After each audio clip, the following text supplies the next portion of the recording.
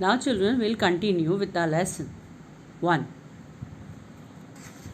Rise of British Rule in India.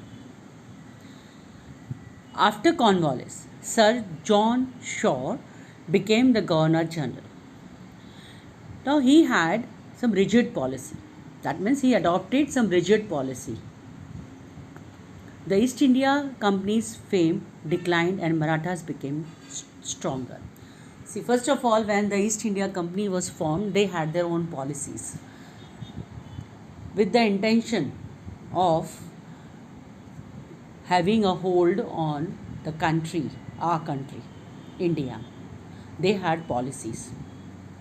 But when he came as a Governor General to India, became a Governor General, John Shore, he had a rigid policy. Because of that, the fame of the company had declined and Marathas became stronger. So Governor General Wellesley, who came after John Shore, got the responsibility of making the company supreme in India. For this, Wellesley introduced the Subsidiary Alliance System, SAS. The condition of this system and the states adopted under this were as follows. If you see this, the terms and conditions of Subsidiary Alliance. This is one of your answer also, 1.3. Now in these terms and conditions, they had some conditions, special conditions. By the name you understand the terms and conditions of SAS. The army trained by East India Company government will be provided to the state that accepts the system. Now the one who will accept this system will be provided by the trained army. That means East India Company उनको trained army देगी जो ये system follow करेगा. We had so many provinces in India that time. More than 500 states were there. और उसमें से जो इस चीज़ को follow करेगा उनको trained army मिलेंगे. In return, the state accepting the system will provide for the army or to give away provinces with equivalent income to the British. In return, the state accepting this system will provide for the army or give away provinces with equivalent income to the British. They will be giving the income to the British. Without the permission of the company, the state will not wage war or sign treaty with other states. Now that means indirectly they are under the control of British East India Company. They have to take the permission from the company. If suppose they have to wage a war with the other states, that means though it is in India, but if suppose they want to wage a war or या किसी से लड़ाई करनी है आस पास के state से, तो they have to take the permission from the East India Company. There will be one English representative in the state assembly. यानी कि एक ब्रिटिश रिप्रेजेंटेटिव उनके स्टेट में रहेगा, असेंबली में. यानी other foreigners not be employed in the state.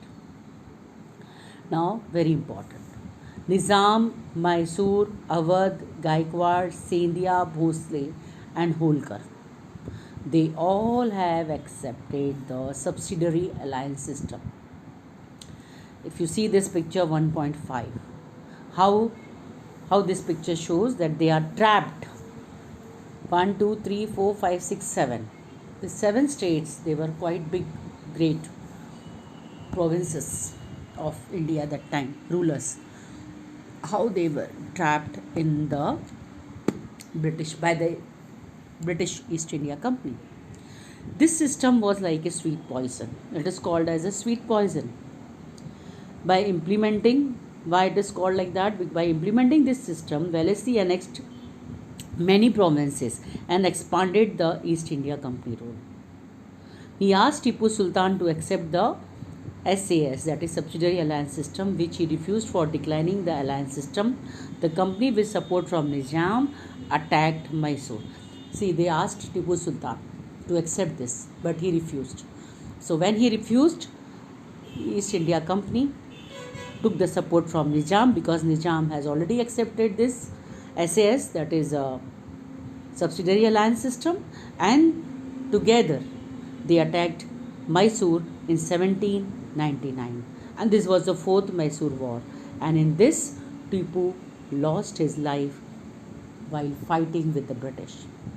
After Wellesley, Hastings came to India as a Governor General. You have to remember this chain of the governors, they came to India as a Governor General of India, one after another, and please try to make a list one after another and note down in your notebooks.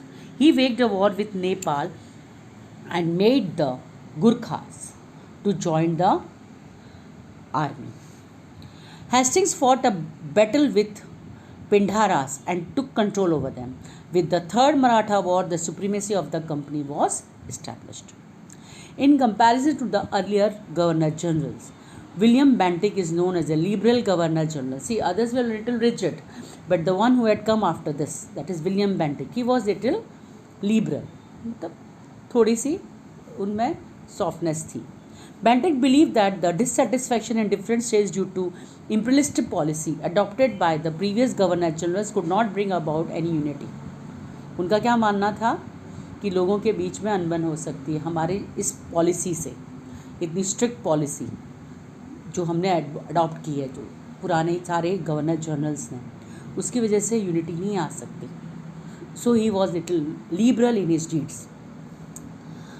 After that, Dalhousie came to India as a Governor General in 1848. He was a fierce imperialist. Again, he has a different policy.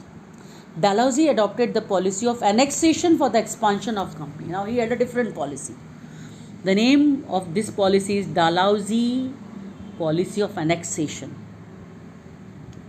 How to, they were just planning कि किस तरह से धीरे धीरे सारे ये states हमारे कब्जे में आ जाए. सो ये पॉलिसी उन्होंने शुरू की, Dalhousie policy of annexation.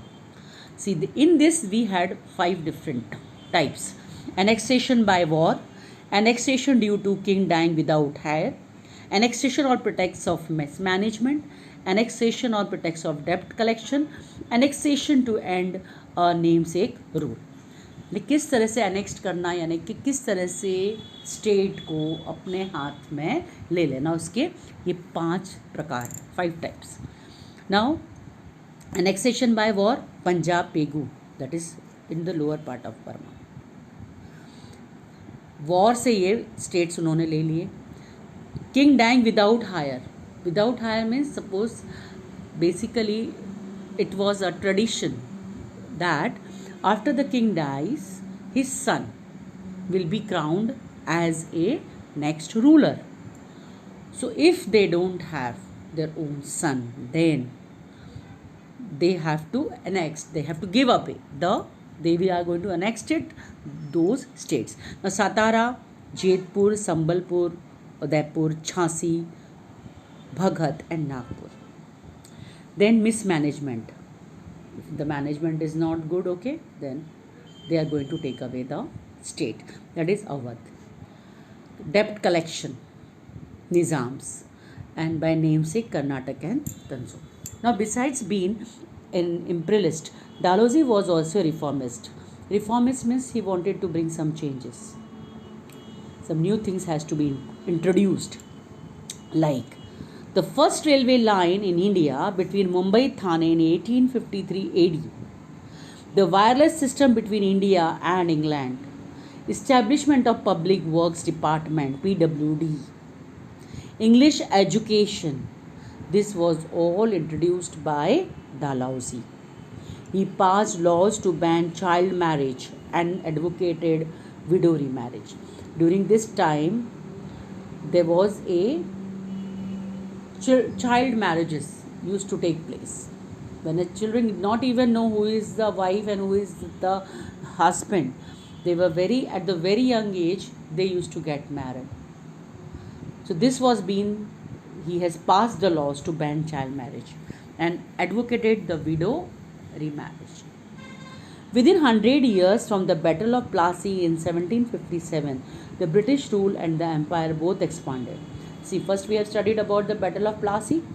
From then till now, 1853 we are talking about. This happened in 1757. So almost 100 years. It is being seen that the British Empire has expanded. But in the process, they had to face the dissatisfaction of the Indian states. And this was manifested in the form of the first struggle of independence in 1857, again after 100 years, which we are going to study in the next few chapters. Economic impact of company. Now, what is the economic impact of the company? When we evaluate the 100 years of company rule in India, we realize that India, which had an inevitable position in the world in the previous centuries, became merely a country that produces raw material for England and the prospective markets for goods produced in factories. You see, what happened? As we were talking about, the people from the different parts of the world got attracted and they came to India with idea of having a trade with India, because India was very prosperous, full of prosperity, wealthy. But if you evaluate how it happened, the position of our country in the world was very good earlier. But now, this time, after this many years, it only have become as if India is a country who is producing the raw material for England. Bengal exported cotton, cloth, raw silk, sugar, jute, muslin. But after the dual power policy, the glitter of the economic prosperity of Bengal faded. The dual policy means Dvimukhi Sashan was introduced for the first time in Bengal, whereby the power of collecting revenue. What is this dual power policy? See, actually, before this dual power policy, Bengal was full of prosperity. It was glittering. But after this, introduced by East India Company, the dual policy, Dvimukhi Sashan, it means the power of collecting revenue was with the British. They were collecting the taxes and the responsibility was given to the Nawab. How it could be possible? The revenue, the taxes is being collected by the British and the responsibility is being given to the Nawab. How is he going to look after the welfare of the people? Thus, the British got the power without any responsibility and the Nawab had the responsibility without any power. This was known as subsidiary alliances system, which ruined Bengal economically. The unfair revenue collection policy by the company made by the Indian peasant a debtor. Now, this collection policy by the company, unfair revenue collection, all the Indian peasants, they became a debtor. Debtor मतलब कर्जदार हो गए वो. The British government imposed unfair taxes on the Indian cloth industry. They adopted various deceitful practices to ruin the prosperous Indian industries, because of which it's completely collapsed. Generally, what they were doing, they were making the policies in such a way where they are getting the benefit, but our Indians are just getting collapsed. Because of this practice, the Indian artisans also became very poor, unemployed. The company traders forced the weavers of Bengal to sign contract for providing definite quantity of cloth in a short period. They were forced to weave the cloth in a very short period, and if suppose they refused, they used to be punished or jailed. Before the arrival of the company, the Indian villages were self-reliant and prosperous. उनको किसी चीज़ की ज़रूरत ही नहीं थी, खूब सारा था उनके पास, कोई उनको परेशान करने वाला नहीं था. But under the company rule, they became dependent and poor. They were self-reliant. That means they don't have to worry about others. Here, now they are being punished by slashing or jailed. During the rule of East India Company, the first railway line between Mumbai and Thane and steamer service between India and England was started, and development of the ports in Mumbai, Madras and Kolkata also took place. These good things happened. Okay, fine. But the people of India were not happy. They were not treated properly. These new things which have been introduced have given some benefits to the country, the people of the country. But basically वो ऐसा था, दिख कुछ और रहा था, लेकिन ये हमें इनडायरेक्टली लूट रहे थे. That was the economic impact. The question which is there in your exercise, the economic impact, you have to write this. The next is social impact of the company rule. During the British administration, the spirit of freedom of speech and thought developed among the people. This happened because newspapers तब शुरू हुए, लोग पढ़ने लगे, समझने लगे, और उनके अंदर ये बात आ गई कि हम कुछ बोल सकते हैं. That is a freedom of speech thought developed amongst the people. Then there were some certain wrong social customs, rites and rituals, which was like sati system, female infanticides, child marriage. So Raja Ram Mohan Roy, Durga Ram Mehta, Behramji Melberry, they are all reformers, social reformers, and they played a very important role in getting the laws passed with the help of Britishers, as the administrative framework in India was Anglicized, where the demand for the people with knowledge of English. English education began to be imparted in India due to Lord Macaulay endeavours, as recommended by Charles Wood. Universities were established in Mumbai, Madras, and Lord Macaulay, he was the one who has recommended Charles Wood to start with the universities and English, how the English was introduced and education started in India. A whole class of people with knowledge of English developed because of English education. They started reading many things from the different books of different parts of the world, different histories of the world. With the passage of time, this group made demands for social reforms and gave momentum to the process of reforms. See how the changes took place, the social. जो लोग English पढ़ने लगे, समझने लगे इस education से, बहुत सारी चीज़ें उन्होंने समझी कि दुनिया में इतने क्या हो रहा है, अलग अलग बुक्स को पढ़ा, समझा, और फिर कुछ सालों के बाद इन्हीं लोगों ने they asked for the reforms for our people of our country. Now we will see the conclusion. The East India Company came to India being allured by the prosperity and trade opportunity. East India company क्यों आई थी यहाँ पे? यहाँ की prosperity देखकर they got attracted, और ये सोचकर कि हमें बहुत अच्छी अपॉर्चुनिटी है.